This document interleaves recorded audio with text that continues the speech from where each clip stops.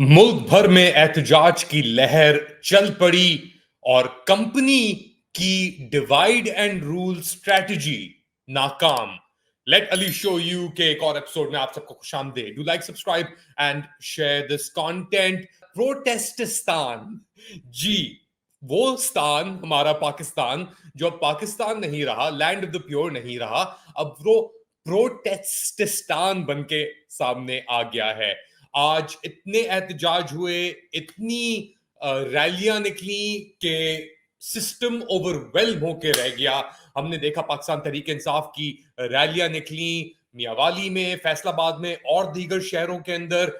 Tear gas shelling भी हुई और साथ साथ tear gas shell Punjab police ने अपेरेंटली फरोख्त भी किए। मुलाहिजा कीजिए ये क्लिप, ये वहां पे जो मुजाहिरीन पहुंचे हुए थे वो क्या बयान कर रहे हैं शेल्स और बंदूकों के बारे में। भाई हमने पंजाब पुलिस खरीद ली है, अगर नून लीग ने खरीदी हमने भी खरीद ली है। ये 50 में खरीदा है, 50 रुपए में खरीदा है, 50 रुपए में। बस ये सब भाई डटे हैं, कसम से डटे हैं महाज पर और डटे रहेंगे आखिरी लम्हे तक इंशाल्लाह, तब तक जिंदा है। और ये शेलिंग एक्सपायर है, आप चेक कर सकते हैं। मैंने एक मिनट, ये शेल जो है नाज़रीन के नाम आप देख सकते हैं, अगर आप देखें इस वक्त ये पूरा जो है एक्सपायर शेल है और ये भाई बता रहे हैं कि उन्होंने पुलिस वाले को 50 रुपए से रिश्वत दिया और उसने शेल ले दिया। ये तो हालात है हमारी पंजाब। 150 गन भी ले जाओ। कह रहा था 150 गन भी ले जाओ। जी, तो ये हालात थे आज फैसलाबाद के अंदर प्रोटेस्ट के ऊपर।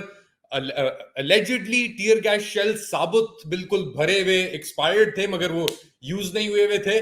और ये जो मुजाहिरीन थे बता रहे थे कि 50 रुपए में पंजाब पुलिस ने ये शेल इन्हें बेचे हैं। अब अगर अगर तो जबर या एक अथॉरिटेरियनिज्म या फैशिज्म बरकरार रखने के लिए, और हमने ये माजी में देखा है जिस मुल्क के अंदर भी एक फैशिस्ट रूल आई है, चाहे वो जर्मनी हो, चाहे वो स्पेन हो, चाहे वो अर्जेंटीना हो, चाहे वो पाकिस्तान हो, माजी के अंदर जो यहाँ पे फैशिज्म चला है ज़ियाउल हक साहब के दौर में फॉर एग्जाम्पल, एक एब्सोल्यूटिज्म था उस फैशिज्म के अंदर। उससे ये मुराद है कि कोई गुंजाइश नहीं थी उस फैशिज्म के अंदर। मे बी कम्युनिकेशन मीन्स इतनी शायद स्ट्रांग नहीं थी। जो लोग जिनको ये तैनात किया जाता था या जिनकी रिस्पॉन्सिबिलिटी होती थी, शायद वो आसानी से सेपरेट किए जा सकते थे अवाम और अशरफिया के दरमियान। अब वो अवाम और अशरफिया के दरमियान और अशरफिया के जो मुखबिर हैं या टूल्स हैं उनके दरमियान कोई डिस्टेंस नहीं रहा इसकी वजह से। और इसीलिए ये चीज जो है अब वो कंट्रोल नहीं कर पा रहे क्योंकि डिसिप्लिन नहीं है। पंजाब पुलिस को जब आप एक स्पेसिफिक खानदान की पुलिस मुकर्रर कर देंगे और एक ऐसे प्रोविंस में जहां की आबादी 10 करोड़ हो, यानी 100 मिलियन लोगों की आबादी एक प्रोविंस के अंदर है, और आप 110-120 मिलियन कह लें लगभग, और आप वहां की एक पुलिस फोर्स को अगर आप एक फेमिलियल या एक खानदान या एक जिरगे की या एक ट्राइब की पुलिस फोर्स बना के इस्तेमाल करेंगे, तो ऐसी पुलिस फोर्स में और स्पेशली इतने बड़े प्रोविंस के अंदर रकबे वाइज भी, आबादी वाइज भी, उसका कोई तस्वुर नहीं होगा। तस्वुर जब होगा जब आप हथियार निकालेंगे, जब असली लोग खुल के सामने आएंगे, तो होगा तस्वुर। अब इन नाटकबाजियों का, नौटंकियों का कोई फायदा नहीं है। और अभी भी अगर आप वही 1800s वाले टोटके इस्तेमाल कर रहे हैं, डिवाइड एंड रूल वाले, तकसीम करो और हुक्मरानी करो, ये तकसीम और हुक्मरानी वाला जो दौर है ये गुजर चुका है। अब आप या तो एंगेज करें या आप खुद ही डिसएंगेज हो जाएंगे, या आपको कर दिया जाएगा डिसएंगेज। जो हम देख रहे हैं पाकिस्तान में, ये divide and rule tactics apparently KP के अंदर पख्तून तहफ़्फ़ुज़ मूवमेंट, मंजूर पश्तीन जिसको लीड कर रहे हैं, एक ग्रैंड जिरगा जो अली अमीन गंदापुर साहब ने बुलाया है सब ट्राइब्स का केपी के अंदर, उसको गंदा करने की और दरारें पैदा करने की एक घिनौनी कोशिश की गई है कि पीटीएम के कैंप के ऊपर टीयर गैस शेलिंग करके।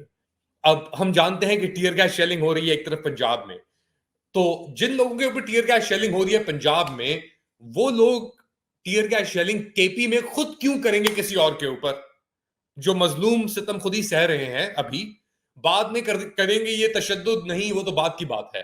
लेकिन अभी इस वक्त तो खैर अब एक नोटिस सर्कुलेट कर रहा है, इसकी वैरासिटी अपना कितनी सच है नहीं है ये अब हम मालूम करने की कोशिश कर रहे हैं, लेकिन एक नोटिस सर्कुलेट कर रहा है attributed to the ministry of interior, जो मिनिस्ट्री ऑफ इंटीरियर डायरेक्ट करी है कि जी अब पीटीएम जो है पाकिस्तान तहफ़्फ़ुज़ मूवमेंट वो पर्सोना नॉन ग्राटा है।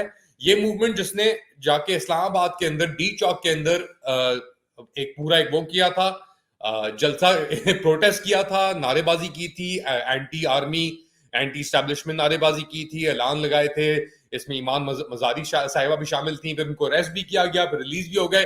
अब अली वजीर के साथ भी पता नहीं क्या चीजें चल रही हैं उनके साथ, उनको भी अपना घसीटा जा रहा है। तो एक लग रहा है कि पख्तूनों के ऊपर एक बनी बनाई साजिश के थ्रू ये तशद्दुद और ये तकसीम उनको करने की साजिश है ये। तो इस साजिश को क्या केपी की गवर्नमेंट, अली अमीन गंदापुर साहब कामयाब होने देंगे?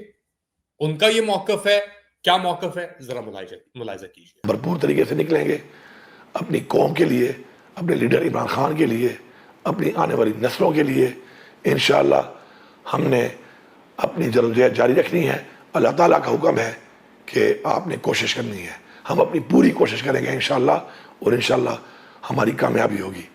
तो ये तो मौकफ था केपी के वजीर आला अली अमीन गंदापुर साहब का कि जो हो रहा है वो क्यों हो रहा है, कैसे हो रहा है। ये एहतजाज की जो लहर अब चल चुकी है पाकिस्तान के अंदर, जो अब फैल रही है फैसलाबाद, लाहौर, मियांवाली, सरगोदा, केपी के अंदर, अब ये फैल रही है इस्लामाबाद की तरफ रुख कर रही है। पिंडी के अंदर हमने एहतजाज देखा बहुत बड़ा। तो अब ये चीज रुकने को नहीं आ रही। आपकी एससीओ शंघाई कोऑपरेशन ऑर्गेनाइजेशन की इस्लामाबाद के अंदर बस चंद ही दिनों के अंदर एक तकरीब भी है। अब इस सूरत हाल के अंदर आपके पास फॉरेन डिग्निटरीज भी आ रहे हैं, मलेशियन पीएम भी हैं, और भी लोग आना शुरू हो गए हैं। और इस सिचुएशन में ये जो मंजर आम पे हमारे सामने चीज है मौजूद, ये कब तक ऐसे चल सकती है?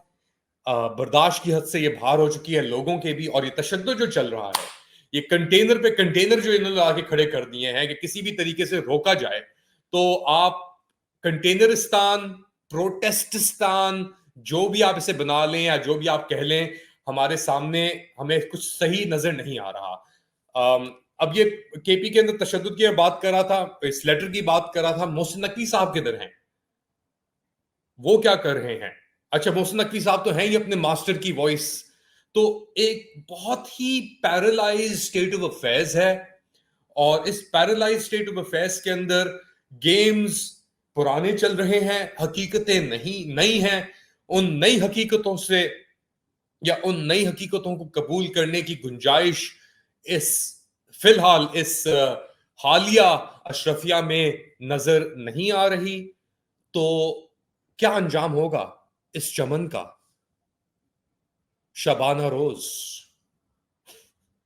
खैर, अंजाम तो वही होगा जो ऊपर वाला चाहेगा, और वही हो रहा है जो वो चाह रहा है। अब काजी फाइज ईसा लॉयर्स प्रोटेस्ट, काजी फाइज ईसा की तो खैर I swear this guy is a complete gone case if you think about it. तो Qazi Faez Isa exposed, election commission of Pakistan अपनी हरकतों के अंदर, लॉयर्स मूवमेंट आज एहतजाज हुआ बाहर, वो भी शुरू हो गई है।